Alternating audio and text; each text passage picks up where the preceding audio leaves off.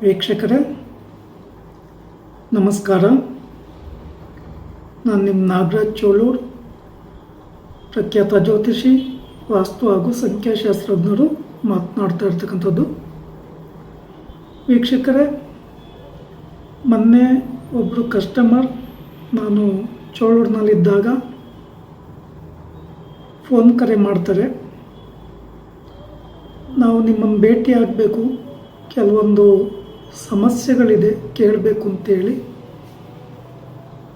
Phone ಮಾಡಿ ಮಲ್ಮಾಚ್ಕುಂಟೆಯಿಂದ ಅಂತಪುರದಿಂದ ರಾತ್ರಿ 8 ಗಂಟೆಗೆ ನನ್ನ ರೂಮ್ಗೆ ಬರ್ತಾರೆ. ಅಮ್ಮ ಮತ್ತು ಮಗ ಬಂದು ನಂತರ ಅವರು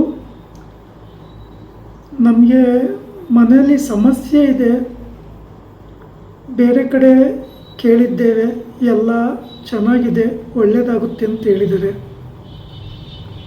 ಏನು ಮಾಡಬೇಕಂತ ಗೊತ್ತಾಗ್ತಾಯಿಲ್ಲ, ನೋಡಿ ಹೇಳಿ ಅಂತೇಳಿ ಪ್ರಶ್ನೆ ಕೇಳಿದರು.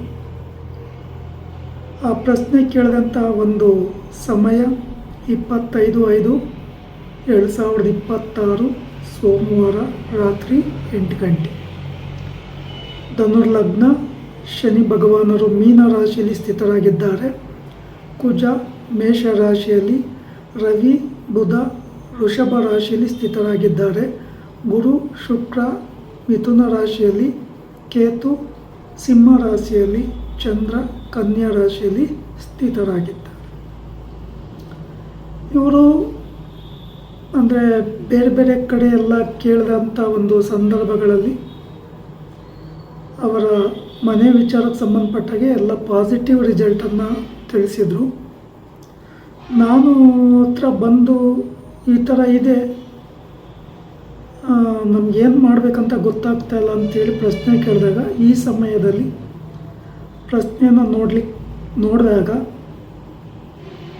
ನಿಮಗೆ ಆ ಮನೆಯಿಂದ ಕಷ್ಟ ನಷ್ಟ ಸಮಸ್ಯೆಗಳೇ ಜಾಸ್ತಿ ಆಗ್ತಾಯಿದೆ.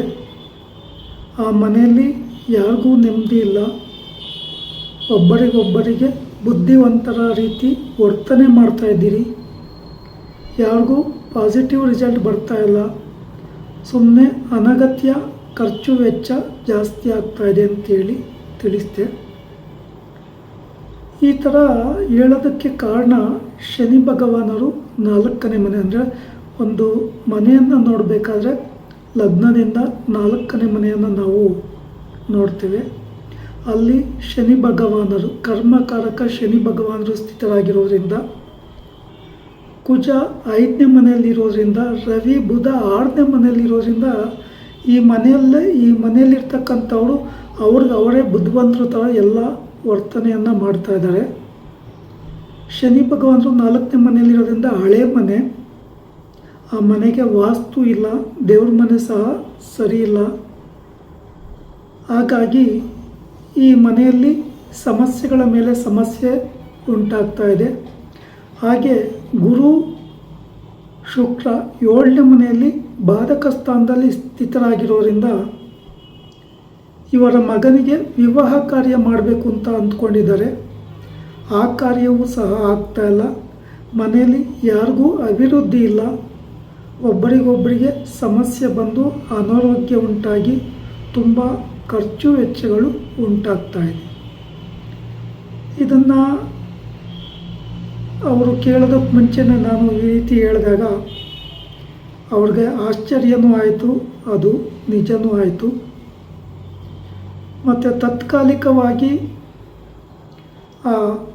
ಬಂದಿದ್ದವರು ಹೆಸರನ್ನು ಕೇಳಿದಾಗ ಮಕರ ರಾಶಿಯ ಹೆಸರು ಬಂತು. ಮಕರ ರಾಶಿಗೆ ಸರ್ಪದೋಷ ಬಲವಾಗಿ ಇರೋದರಿಂದ ಶ್ರೀ ಕ್ಷೇತ್ರ ಕುಕ್ಕೆ ಸುಬ್ರಹ್ಮಣ್ಯದಲ್ಲಿ ಸರ್ಪ ಸಂಸ್ಕಾರ ಶಾಂತಿ ಹೋಮ, ಆಶ್ಲೇಷ ಬಲಿ, ನಾಗ ಪ್ರತಿಷ್ಠೆಯನ್ನು ಮಾಡಿಸ್ಲಿಕ್ಕೆ ಹೇಳಿದೆ. ಹಾಗೆ ಅವರ ಮಗನ ಮದುವೆ ವಿಚಾರ ಮಾಡ್ಬೋದಾ ಅಂತ ಕೇಳಿದಾಗ, ನೀವು ಆ ಮನೆಯನ್ನು ಬದಲಾವಣೆ ಮಾಡಿಕೊಂಡು ಮದುವೆಗೆ ಪ್ರಯತ್ನ ಮಾಡೋದು ಒಳ್ಳೆಯದು. ಆ ಮನೆಯನ್ನು ಡೆಮಾಲಿಷ್ ಮಾಡಿ ವಾಸ್ತು ಪ್ರಕಾರ ಕಟ್ಕೊಳ್ಳೋದು ಉತ್ತಮ ಅಂತೇಳಿ ತಿಳಿಸಿದೆ. ಯಾಕೆಂದರೆ ಇವತ್ತಿನ ವರೆಗೂ ಸಹ ಆ ಮನೆಯಲ್ಲಿ ಎಲ್ಲ ಅನಗತ್ಯ ಖರ್ಚು ವೆಚ್ಚಗಳು, ಅನಗತ್ಯ ಕಿರಿಕಿರಿಗಳು, ಯಾರಿಗೂ ನೆಮ್ಮದಿ ಇಲ್ಲ, ಆ ಥರದ ಸಮಸ್ಯೆಗಳು ಉದ್ಭವ ಆಗ್ತಾ ಇತ್ತು. ಅದನ್ನು ಕಡೆಯಲ್ಲಿ ಅವರು ಸಹ ಒಪ್ಕೊಂಡ್ರು. ಅದಕ್ಕೆ ಸಂಬಂಧಿಸಿದ ಸಲಹೆಯನ್ನು, ಮಾರ್ಗದರ್ಶನವನ್ನು ನಾನು ಕೊಟ್ಟೆ.